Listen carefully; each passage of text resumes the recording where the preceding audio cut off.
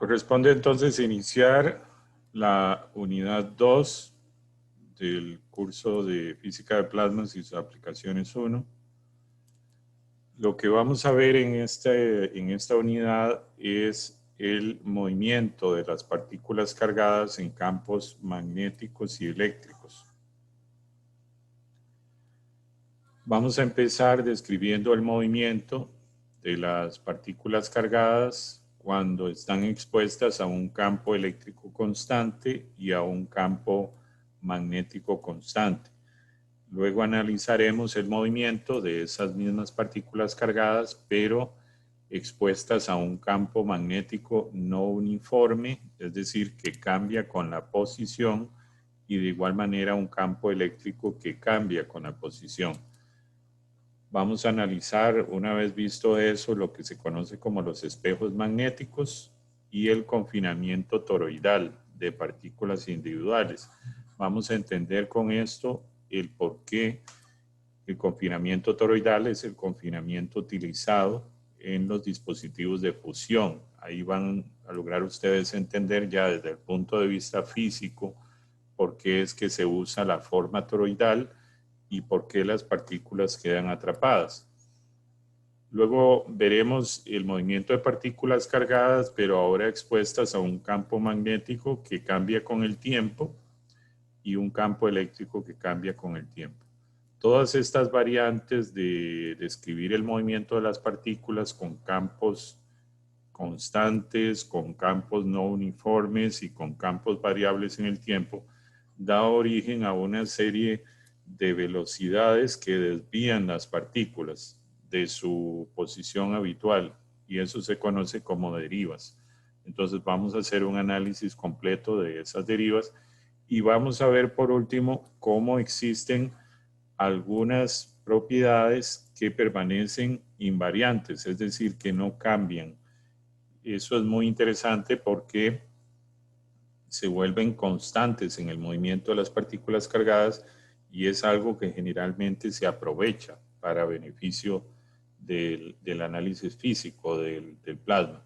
Entonces, los principales objetivos de esta unidad es inferir, deducir las ecuaciones que describen el comportamiento de las partículas cargadas cuando los campos son constantes inicialmente, cuando los campos son no uniformes, es decir, que cambian con la posición, y por último, cuando los campos cambian con el tiempo. Vamos a ver todas esas variantes y, como dice el objetivo, inferir las ecuaciones. Por eso es que ustedes van a ver que vamos a ir paso a paso demostrando de dónde vienen las fórmulas, porque es parte del objetivo de esta unidad, demostrar de dónde vienen. Por último, vamos a explicar y hablar justamente de esas invariantes adiabáticas. Entonces, el fenómeno del plasma, aquí voy a usar el puntero, lo vamos a describir usando varios modelos. El que vamos a usar ahora se conoce como el modelo de partícula individual. Vamos a hacer un análisis donde describimos partícula a partícula moviéndose. Existe otro modelo donde consideramos el conjunto de partículas del plasma. Todo ese conjunto de partículas, y eso que encierro en rojo se conoce como modelo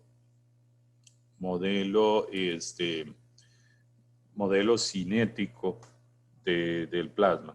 Ahí considera más aspectos estadísticos.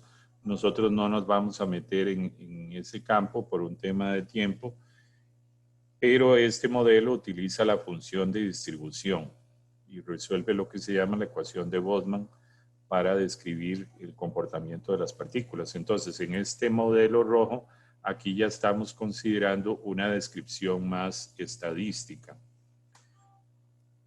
El modelo que sí vamos a ver con bastante detalle es el modelo de describir el plasma como un fluido. Y aquí vamos a ver que se puede describir el plasma como un multifluido, es decir, un fluido de electrones y un fluido de iones, o el modelo de fluido simple, donde describimos el plasma como un único fluido.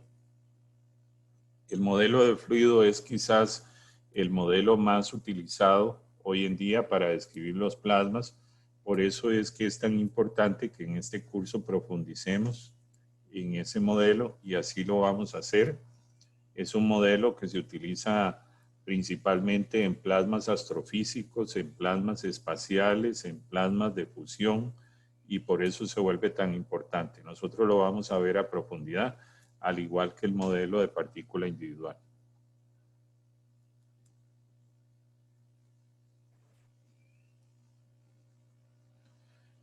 Empezamos entonces analizando la diferencia entre tener un plasma no expuesto a un campo magnético y un plasma que esté expuesto al campo magnético. Observen ustedes lo diferente que es. Aquí tenemos un plasma representado de las partículas cargadas en esferas rojas, donde los vectores velocidad de estas flechas están ordenados de forma aleatoria. Ellos se están moviendo de forma desordenada. Eso cuando no están expuestos a un campo magnético externo, ¿verdad? No hay ningún campo magnético de forma externa a ellos. Entonces se mueven más libremente, tienen comportamientos colectivos, sí, pero se mueven más libremente. Cuando ya uno expone el plasma a un campo magnético, lo que pasa es que esas partículas empiezan a formar hélices a lo largo de la línea de campo magnético, representada en este dibujo por la flecha azul. Vamos a hacer ese análisis de ese movimiento con mucho detalle. Vamos a demostrar que verdaderamente es una hélice y vamos a ver que los electrones giran en un sentido y los iones giran en otro sentido. Pero vean que el solo hecho de exponer el plasma a un campo magnético hace que las partículas cargadas se orienten y se muevan en una dirección determinada. Y eso lo llamamos confinamiento magnético, porque las partículas se ordenan en su movimiento en una dirección a lo largo de las líneas de campo. Cuando nosotros tomamos este movimiento lineal, tomamos ese cilindro y, por decirlo así, lo cerramos en un toroide, vamos a tener un confinamiento toroidal. No es rigurosamente así de simple, pero ustedes podrán ver aquí que logramos, gracias a eso, atrapar la partícula en el toroide. Entonces, vamos a demostrar y vamos a convencernos en esta unidad que para que esa partícula quede atrapada, no es solo que haga círculos en el toroide, es necesario que siga una trayectoria donde ella en algunos puntos va hacia afuera del toroide y en algunos puntos va hacia adentro del toroide.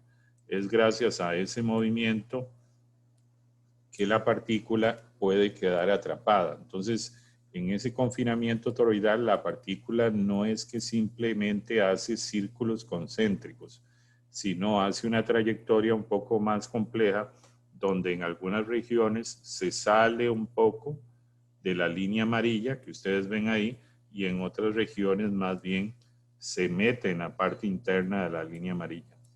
Vamos a ver que eso es necesario para cancelar algunas velocidades que desvían a las partículas cargadas, que conocemos como derivas. Y si no cancelamos esas derivas, la partícula no quedaría atrapada en el toroide. Pero aquí están viendo ustedes el principio de confinamiento de los dispositivos toroidales para investigación en fusión. Ahí la partícula va a empezar a dar vueltas y vueltas y vueltas y va a quedar atrapada y podríamos seguir calentando y calentando y calentando y entonces lograr temperaturas mucho mayores. Otra cosa muy importante de tener presente, tratando de ponerle aquí un poco de humor a esto, ¿verdad? Es el signo de Gamster de la física, ¿verdad? Recuerden ustedes que si ponen los dedos, el dedo gordo que represente la velocidad de una partícula cargada, este dedo largo representado en rojo como el vector del campo magnético, el otro dedo les representa la fuerza que experimenta. Entonces sabemos que cuando una partícula cargada tiene una velocidad y está expuesta a un campo magnético, va a experimentar una fuerza. Eso es muy importante tenerlo presente. Si una partícula cargada tiene una velocidad representada por el dedo gordo acá y está expuesto a un campo magnético, va a experimentar una fuerza. Pero esa fuerza va a ser perpendicular tanto al campo magnético como a la velocidad. Una fuerza que no va a estar en el plano de la velocidad y que no va a estar en el plano del campo magnético como tal. Entonces, nosotros sabemos que una partícula cargada puede estar expuesta a una fuerza eléctrica, que sería carga por campo eléctrico, y puede estar expuesta a una fuerza carga V cruz B. Llamamos a este conjunto de fuerzas la fuerza de Lorentz.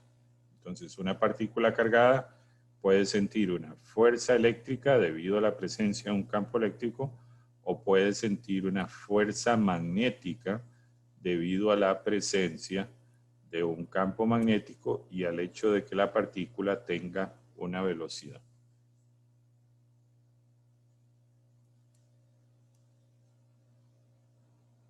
Desde luego sabemos que si sumamos ambas fuerzas, esto es una sumatoria de fuerzas, donde tenemos la fuerza eléctrica y la fuerza magnética, entonces esa sumatoria de fuerzas, de acuerdo a la segunda ley de Newton, tiene que ser igual a masa por aceleración. Entonces, al ser diferente de cero la sumatoria de fuerzas, la partícula definitivamente experimenta una aceleración, porque está experimentando una fuerza justamente. Entonces, esto nos lleva al siguiente análisis. Me gustaría que presten mucha atención a esto para que comprendan bien lo que corresponde y la razón de por qué el movimiento helicoidal. Vamos a considerar aquí la partícula en este punto y vamos a representar en verde el vector velocidad. Entonces, si recordamos, aquí tenemos V cruz B. Vamos a considerar en este escenario que no hay fuerza eléctrica, que el campo eléctrico es cero. Entonces, solo tengo la velocidad de la partícula y tengo el campo magnético, que observen que aquí se representa por una flecha.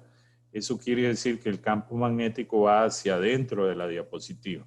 Recordemos eso, el campo magnético va hacia adentro de la diapositiva. Entonces, si nosotros apuntamos la mano derecha en la dirección de la velocidad que va hacia arriba y la desplazamos hacia dentro de la diapositiva, el dedo gordo nos queda apuntando hacia la izquierda. Eso me dice a mí que la fuerza carga V cruz B apunta hacia la derecha. Entonces la velocidad hacia arriba y el campo magnético hacia adentro de la diapositiva y el dedo gordo me dice a mí hacia dónde va la fuerza. Lo vamos a representar aquí en un color que puede ser azul. Entonces aquí la fuerza carga V cruz B va hacia adentro. Ahora vamos a analizar otra posición. Supongamos que ya la partícula, voy a irme aquí, utilicemos otro color, ya la partícula va por esta posición y entonces su velocidad apunta en esta dirección. De nuevo, si usted hace V cruz B, le quedaría V cruz B hacia adentro de la diapositiva, entonces la fuerza le queda hacia abajo. Por tanto, entonces el vector fuerza nos va a quedar para abajo. Vamos a poner ahora imaginariamente la partícula por aquí. Y entonces de nuevo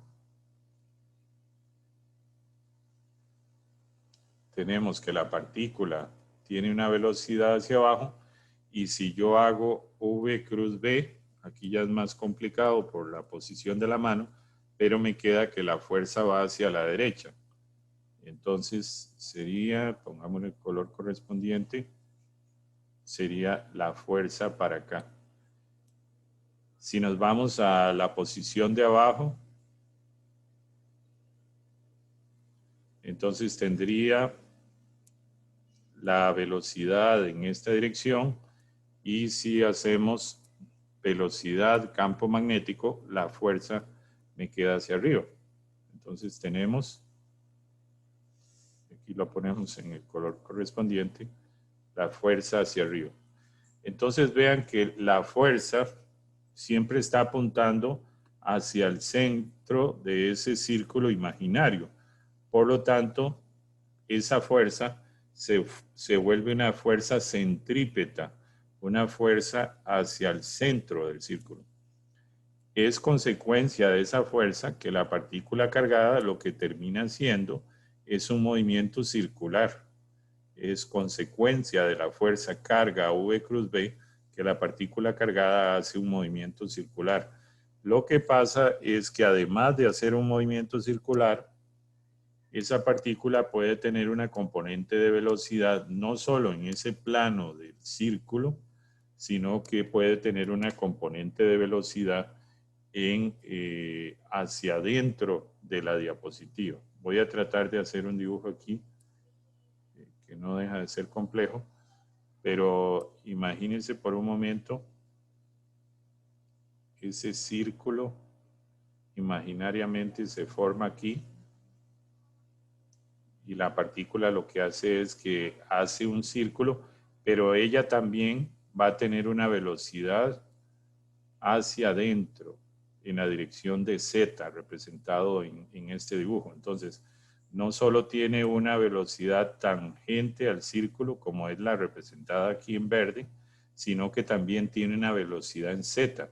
Y es justamente esa velocidad en Z la que hace que ese movimiento circular termine viéndose como una hélice, Entonces, noten aquí, por favor, que tengo el campo magnético, el vector campo magnético va en Z positivo, aquí está representado Z, ¿verdad? Aquí tengo X y aquí tengo Y. Entonces, el campo magnético va en Z. Lo voy a representar en rojo, pero vamos a usar las flechas. Entonces, representado en rojo, el campo magnético apunta en esta dirección. Y observan cómo la partícula hace el movimiento circular que describimos aquí, pero a la vez tiene una componente de velocidad en la dirección de Z que hace que ese movimiento circular se convierta en una hélice. Y la partícula lo que termina es girando alrededor de la línea roja, donde la línea roja representa el campo magnético. Entonces, cualquier partícula expuesta a un campo magnético lo que va a terminar haciendo es un movimiento de hélice alrededor de la línea de campo y se va a ir moviendo a lo largo de esa línea de campo. Si hacemos un análisis de esa fuerza, recordarán ustedes de sus cursos de física general, dijimos que esta fuerza es radial hacia el centro del círculo. Entonces es una fuerza centrípeta.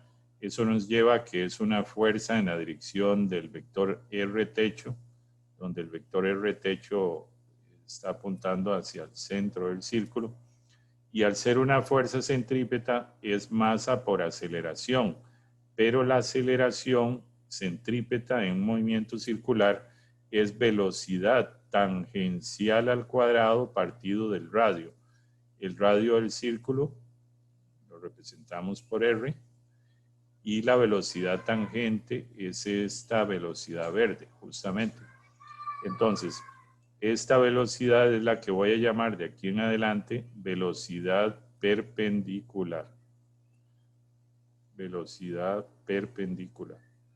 Es esa velocidad que tiene la partícula en ese plano donde se forma el círculo. Entonces, en este dibujo tridimensional, trato de representar la velocidad perpendicular como esta velocidad que lleva a la formación del círculo, mientras que la otra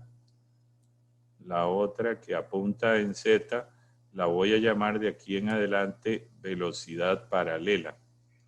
Entonces, tengo dos componentes de la velocidad, una en la dirección paralela al campo magnético y otra en la dirección perpendicular al campo magnético, porque vean que esta componente de velocidad roja forma un ángulo de 90 con el campo magnético, por eso decimos que es perpendicular. Y el vector resultante de ambos vectores sería un vector en una dirección parecida a esta. Este sería el vector resultante, que sería la suma vectorial de la velocidad paralela más la velocidad perpendicular. Muy bien, entonces, sabiendo que masa por aceleración y que la aceleración es velocidad perpendicular al cuadrado partido de radio, masa por aceleración lo igualo a fuerza. Hay una única fuerza porque dijimos que no hay campo eléctrico. Entonces, la única fuerza que actúa es la V cruz B. En este caso, la componente de velocidad que genera fuerza es únicamente la componente perpendicular. ¿Y por qué? Tal vez hagamos un análisis detallado de eso para convencernos. Observen que la fuerza, aquí hay un error, se olvidó el carga. La fuerza magnética es V cruz B. Si usted hace V paralelo cruz B, lo voy a poner aquí. Si usted hace V paralelo cruz B, multipliquemos esto por la carga. Observe que el vector V paralelo termina siendo paralelo al campo. Entonces, V cruz B, como los dos vectores son paralelos, esto lleva a que valga 0. No es así el caso si usted lo que tiene es V perpendicular cruz B, porque por algo le llamamos a esto velocidad perpendicular. Al ser un ángulo de 90, V perpendicular cruz B es diferente de 0. ¿Edgardo? Sí, profe, una pregunta. A lo que entiendo, la velocidad perpendicular es causada por el campo magnético, la que hace que la partícula vaya en círculos, digamos. En este caso, la velocidad paralela también, o eso es por algún estímulo externo que no estamos tomando en cuenta. La partícula, ella tiene una velocidad en 3 dimensiones, ¿verdad? Lo que pasa es que su vector velocidad yo lo descompongo en dos componentes. Una que es perpendicular al campo magnético y otra que es paralela al campo magnético. Tal vez para explicarle, la velocidad de la partícula ya es algo propio del movimiento cinético de ella, ¿verdad? Ella choca con otras y puede estar cambiando su vector velocidad. Pero cuando yo represento esa velocidad de la partícula en componentes, cuando ella está expuesta a un campo magnético, la recomendación para simplificar la descripción física es que esa velocidad representada en celeste, usted la descomponga en dos componentes. Una componente de velocidad que siempre vaya en la dirección paralela al campo magnético y otra componente de la velocidad que sea perpendicular al campo magnético. Porque usted podría descomponer esa velocidad de la partícula en velocidad en X, velocidad en Y, en velocidad en Z. Puede hacerlo, pero por un tema de simplificar la descripción del movimiento de la partícula, nos vamos a convencer en esta unidad que lo conveniente es descomponer esa velocidad de la partícula en una componente paralela al campo y otra perpendicular. Y vea que ya estamos empezando a ver las ventajas de hacerlo así, porque estamos viendo que cuando hacemos carga, velocidad paralela, cruz B, eso me da 0, porque el vector verde y el vector rojo son paralelos. Mientras que carga, velocidad perpendicular, cruz B, no son 0, porque ambos vectores son perpendiculares. Entonces, eso me lleva a mí que esto que tenemos aquí como tal, debemos calcularlo únicamente con la velocidad perpendicular, porque la velocidad paralela ya sabemos que el producto vectorial con B da 0. No sé si le quedó claro eso. Sí, profe, perfecto, gracias. Muy bien, entonces, observen qué es la magnitud de la carga por la velocidad perpendicular, por la magnitud del campo magnético, y como ambos son perpendiculares, entonces sería sen de 90, lo cual es 1. Entonces me queda carga por velocidad perpendicular por campo magnético. Todo esto son magnitudes. ¿Hacia dónde apunta esto? Apunta hacia R techo, que es el vector que va hacia adentro, porque dijimos que la fuerza apunta hacia adentro. Entonces, este es el vector unitario.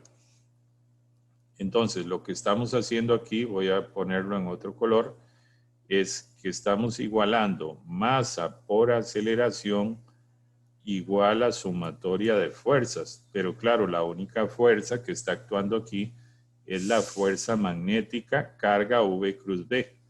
Y ya hicimos el cálculo y nos dio carga V perpendicular campo magnético. Entonces estamos igualando este término que está aquí con este. Eso nos permite despejar este radio. Vamos a despejar este radio, porque yo estoy igualando masa, velocidad perpendicular cuadrado partido del radio a QV perpendicular B. Claramente ambos apuntan en la misma dirección vectorial. Entonces, yo despejo este radio y me queda que ese radio tiene esta dependencia. Simplemente despejar el radio. Podemos pasar el radio aquí y podríamos pasar todo esto, podríamos pasarlo abajo. Entonces, vean que, bueno, aquí hay un detalle importante de notar.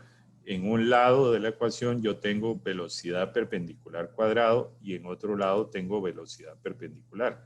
Entonces la velocidad perpendicular de este lado se cancela y se reduce aquí en 1. Por lo tanto, arriba lo que queda es masa por velocidad perpendicular. ¿Qué es esto? Observen, masa por velocidad perpendicular. Y abajo, carga y campo magnético, lo paso abajo. Aquí me queda carga, campo magnético que pasa abajo. Eso es igual al radio. ¿Cuál radio? El radio de este círculo imaginario, que de aquí en adelante lo vamos a llamar R sub L. R sub L. Este radio que se forma aquí, de aquí en adelante siempre lo vamos a llamar R sub L, que corresponde al nombre de radio de Larmor. Radio de Larmor. Es el radio del círculo imaginario que forma la partícula cargada. Entonces, en 3 dimensiones sería este radio. Este radio que se forma aquí. Eso lo vamos a llamar radio Larmor. Entonces, ¿de qué depende el radio Larmor? De la masa de la partícula, de la velocidad perpendicular, de la carga de la partícula y del campo magnético. Supongan ustedes ahora por un momento que mantenemos la velocidad de la partícula igual para un electrón y para un protón. Mantenemos el mismo campo magnético constante. claramente la carga de un protón y la carga de un electrón es la misma, entonces coinciden. Suponiendo entonces que la velocidad del electrón es igual, la velocidad perpendicular es igual a la de un protón, ambas velocidades supongámoslas iguales, suponiendo que el campo magnético es el mismo y evidentemente que la carga es la misma, lo que diferencia el radio del Larmor de un ion, de un electrón, es justamente la masa. Entonces usted se pregunta, ¿cuál de los dos, el protón o el electrón, formarán un radio más grande en su movimiento helicoidal? Pues claramente el que tenga más masa. En tanto la masa sea mayor, el radio del círculo o radio del Larmor va a ser mayor. Entonces el protón, como es más másico, va a tener más radio del Larmor y el electrón, como es menos másico, va a tener menos radio del Larmor. Entonces recuerde siempre que el ion va a ser un círculo muy abierto porque tiene mucha masa y el radio del Larmor se hace grande, y el electrón va a ser un círculo más pequeñito porque tiene menos masa. Muy bien, si nosotros definimos, para seguir adelante con esto, voy a cambiar aquí el color a rojo, si nosotros definimos la frecuencia de giro, porque esta partícula está haciendo un movimiento circular, entonces tiene una frecuencia de giro. De momento vamos a definirla, ya luego vamos a demostrar esto, vamos a definir que esa frecuencia de giro depende de la carga, del campo magnético y de la masa. Entonces, si vemos con cuidado aquí en esta fórmula, esto que está por aquí,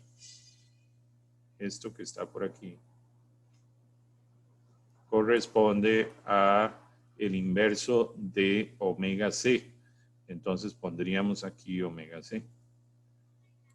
Y esto que podemos ver aquí no es más que una fórmula que bien conocemos, que dice que velocidad es igual a radio por frecuencia en un movimiento circular.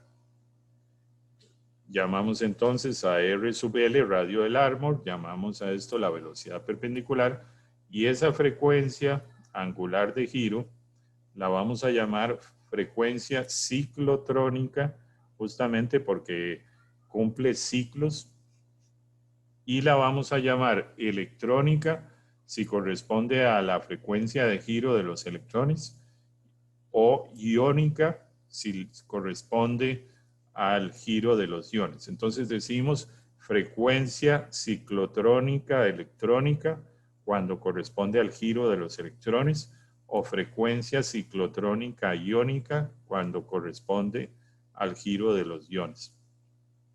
Eso es muy importante tener presente. Aprovechando también otra cosa importante es que si el campo magnético, observen, crece, si este campo magnético crece, la frecuencia angular ciclotrónica de giro también crece. Entonces, si hacemos este campo más intenso, la partícula va a girar con una frecuencia mayor. Y también la frecuencia de giro va a depender de la masa. Entonces, como el ion es más másico, el ion tiene más masa, su frecuencia de giro va a ser menor que la del electrón. El electrón tiene menos masa, entonces su frecuencia de giro es mucho mayor. Eso nos lleva entonces a que el electrón va a girar más rápido que el ion. Y recordemos adicional que la carga positiva o el ion va a hacer un círculo mucho más grande que el electrón. Veamos entonces esto aquí para que quede más claro. Observen. Vamos a ver.